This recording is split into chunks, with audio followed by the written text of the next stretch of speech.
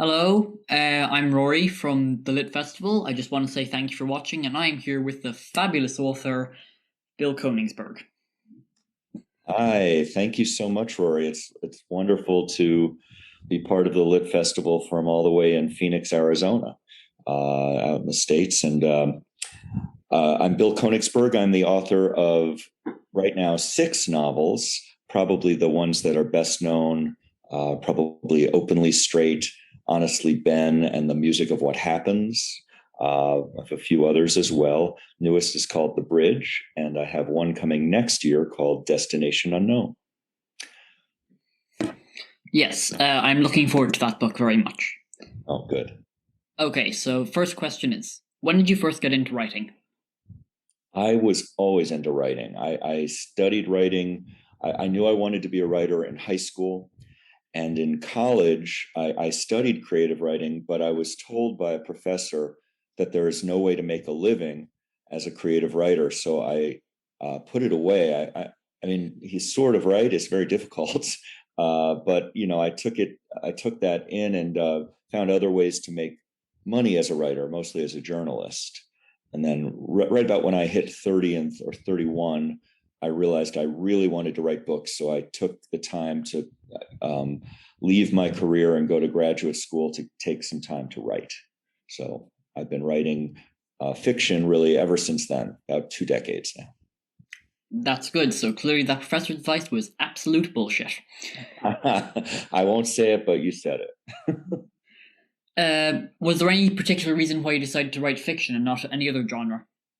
I've always been drawn to fiction. I think the cool thing about fiction is that in some ways it's truer than nonfiction because with fiction you can order the events. You can create events that tell an emotional truth, and I really like that ability. So I've always loved fiction, and the reason YA fiction happened is actually because the first thing I wrote in graduate school.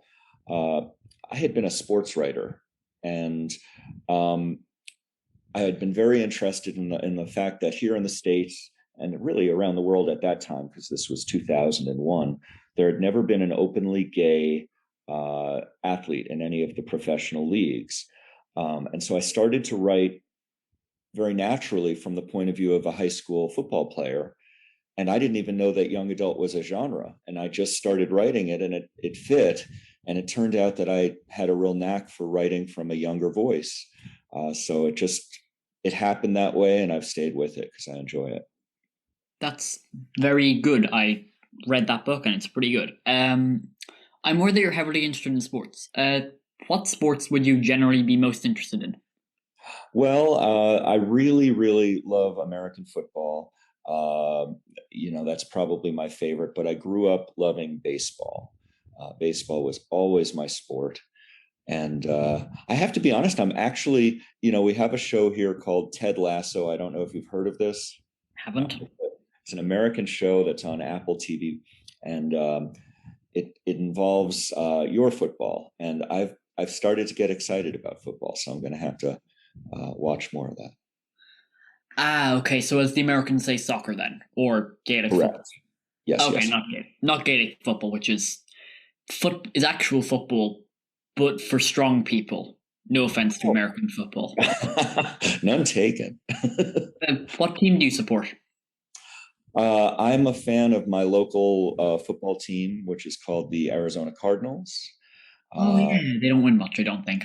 They don't, although they won their first game, so we're very excited about that. Yay. Yeah, that's my team. That's good. I don't watch American football, but I do like Minnesota Vikings because they're closer to Canada. Oh, that's right. Yes. What's your favorite book you wrote and why? I think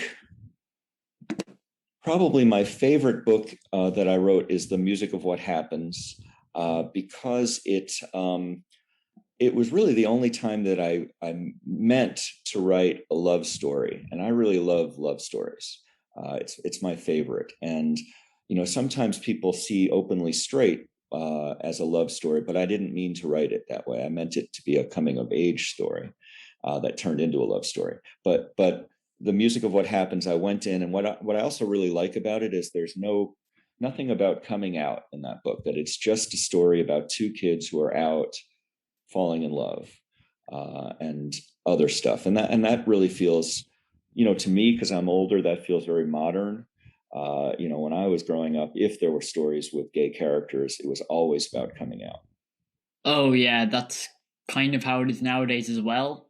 Like in Mhm. rom-coms, there are very limited gay ones apart from Love, Simon. Right, right. What's your Definitely. favorite love story then? I like Love, Simon. Probably my favorite. So my favorite gay or LGBT love story is one written by Melinda Lowe. It's called Last Night at the Telegraph Club, and it just came out this year, and it's absolutely fantastic. Uh, my favorite love story ever, though, is Rainbow Rowell's Eleanor and Park. Oh, I love that one. It's so good. Yeah. So, yeah. It's amazing. I love it. Okay. Are there any characters that you'd consider yourself closest to, and why? I have little parts of a lot of the characters have a little bit of me in them, but probably Rafe is the most. Rafe from Openly Straight and Honestly Ben is probably the most Bill-like character. It's funny because um, I have a husband. His name is Chuck, and I based Ben, the other character, on as like a teenage version of Chuck, and everybody's in love with Chuck. With Ben, and nobody's in love with Rafe, and that really hurts my feelings. I mean, Aw. Well, that's nice that you based the character off your lover. It's yeah, nice. yeah, it's a good character. Everybody loves Ben. Yes, I loved him too. He was pretty good. So I'm aware that you are gay, as well as some of your viewers are. So when did you realize you were gay?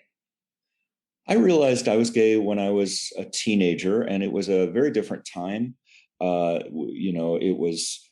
I was lucky enough to grow up in New York City, so that was good. But it was the '80s, and that was a really bad time to be coming of age as gay. First of all, there was AIDS, and that was scary. That was fun. Uh, that was fun, and second, the society was just completely different. There really were not a lot of representations of gay people, so I really grew up feeling completely alone about it. So I think in some ways that's why I write the books I do, because I want there to be books for kids so that they don't feel like the way that I did. Yeah. I am grateful for you and other LGBT authors, because I would hate to be bi in the 80s, especially with the representation Yes. that our community got. It was just so stereotypical, and even still, the shit happens nowadays. It is. There's still a lot of stereotype, and I think people were so happy when Ben, was in a book, because he doesn't really identify as bi, but he is bi. Yeah. I guess in the second book he identifies that way, but he doesn't have the words for what he is. But I think a lot of people felt seen because of that. Yeah, it's nice because diversity is good, but yet there's still the tokenisms of let's have a gay character but not actually let them kiss. Let's just kind of have them there for money. So it, Absolutely. it's Were good you? that authors like you do that properly. Thanks. I'm glad that you feel that way.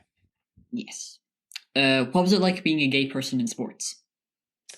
It was lonely. Uh, the last time I wasn't out in my life was when I worked at ESPN.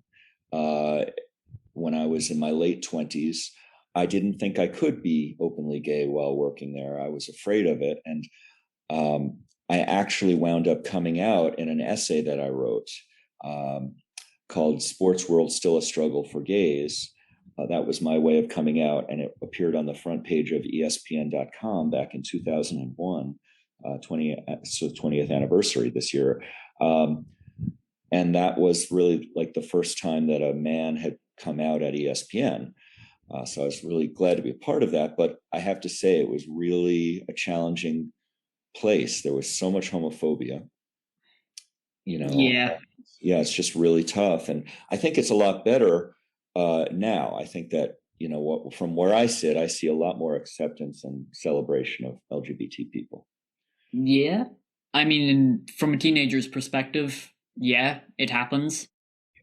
I think that kids these days at least know, teenagers know what gay is. I think when I was growing up, it was only stereotypes. And now there are still stereotypes, but there are other things too. So that is useful. Yeah, I mean, I hear kids dropping the homophobic F word, I won't say it, Yeah. a lot like it's nothing in Ireland. Really? Yeah, I already hear that. all the time, every day. Do you think, I'm curious to know, do you think that's because it's a Catholic country? Is it religious? Yes, Ireland's religious. It is becoming more diverse. So it's not like in a normal way. Like, it's not because it's Catholic, it's because it's popular to say or whatever. Right. Like, they say it like it's fuck. Right. It's just a word that people have decided. And we went through a period here where everyone was saying that's so gay. And that was, it's not as bad as the F word, but it's pretty annoying, because it meant stupid or weak or whatever. So we had to stop that from happening. Yeah, that still happens in Ireland. Oh. It still happens. I get called gay all the time, even though I'm bi, and that's annoying, frankly. Yeah. Kids need to be educated more. They do. That's really, that must be really hard to have people misunderstand who you are and mislabel you. It's hard. How was coming out for you, just generally to your parents? It was hard at first. They even though they're very liberal people, I think my mother thought, I think she just expected that I would be straight and I would get married to a woman and have kids. And when I denied her reality, she didn't react very well to that. But she's gotten much better, and she's loves my husband so much now. And so it just took a little while. I wasn't able to sort of come out and be happy. It took me maybe a decade to kind of get through all of the trouble. I feel sorry for you. That kind of happened with my parents, but lesser, I guess. They are pretty good and are definitely willing to learn, and they did. So I love them for it. That's good. How long ago did you come out? So I came out 3 times as the same thing. So 13, then 14, then 15. That's great. That's early, and it's good that you knew who you were and felt comfortable to say it early. Yeah. How did you meet your husband? I met him on Match.com. In fact, today, the day that we're doing this interview, is our 15th anniversary of our civil union. We've been together 18 years, but back 15 years ago, you couldn't get married, but you could have a civil union. So we had one. Yay, happy anniversary then. Thank you. That was nice. Most people, you'd be surprised that more people meet on Match.com or dating sites. I think it's how it works now. I feel a little bad for your generation, because I think there's so much about the sites now that people are on and the apps. And I think there was something nice, and I'm being contradictory because I used one to meet somebody, but there was always something nice about going out and meeting people. And I don't think that your generation seems to do it as much. Yeah. And finally, if there's one thing you could say to all the LGBT kids out there, what would it be?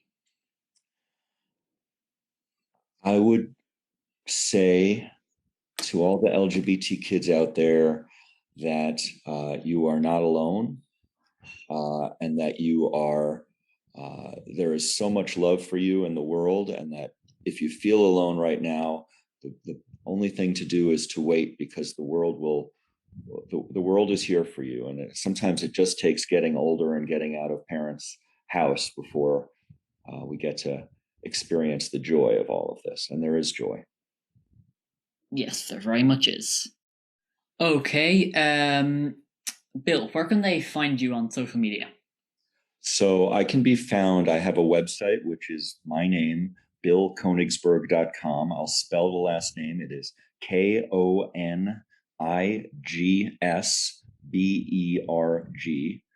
And I'm also at Bill Konigsberg, both Instagram, Twitter, and Facebook. So I'm very findable.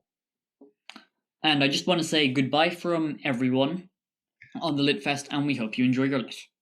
Thank you so much. It was wonderful being here.